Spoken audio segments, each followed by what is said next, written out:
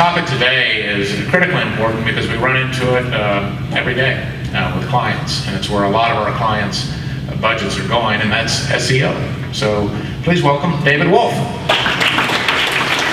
Everywhere you go, when you meet with local advertisers and you go out with sellers, there's a tremendous interest in how these advertisers, these small business owners, can rank higher on Google. You may have some obscure domain and you're not necessarily on page one, but one of the first things that we would take a look at for that business is going to see if powwaitwindows.com happens to be available, or powwait-windows.com. You can reconfigure that domain, and if you can hit on what those same keywords are that consumers are searching for, there's a very high likelihood that advertiser will go to page one. And usually these small business owners are so involved in the day-to-day business that they work in, they really don't know how this all gets done. But if you as a local seller are helping them get to page one, you'll have phenomenal retention. And these packages are typically sold for 12 months at a time. There's a big difference between taking a client's website, which can be a huge hassle, and trying to optimize that because it's based on the content that they have on there or content that they may not have. That might take too much of your time. But search engine marketing involves so many different things. You can find out a lot about it by just going online and Googling either of these two fellows right here.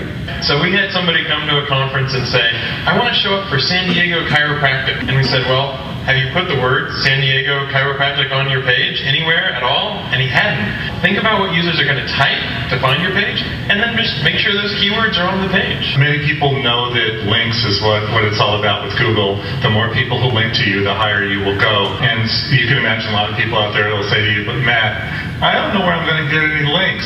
Sure. But there are actually many places, aren't there? Oh, there absolutely are. When you work with a group like Clear Channel, or maybe you have 4 or 5 radio stations in your group, you also have typically 4 or 5 websites that align with those radio stations that you have. Those are all separate domains. The fact is that your station's site or sites are authoritative, and they're saying that this business is important in its category. A lot of people ask me to be in the organic section of the Google results, which is in the middle of the page. Do you have to pay for that? The beauty is no. All of the revenue that's flowing is on the right-hand side under Google AdWords, but remember that less than 20% of consumers will ever knowingly click a sponsored ad. It's all about being on page one.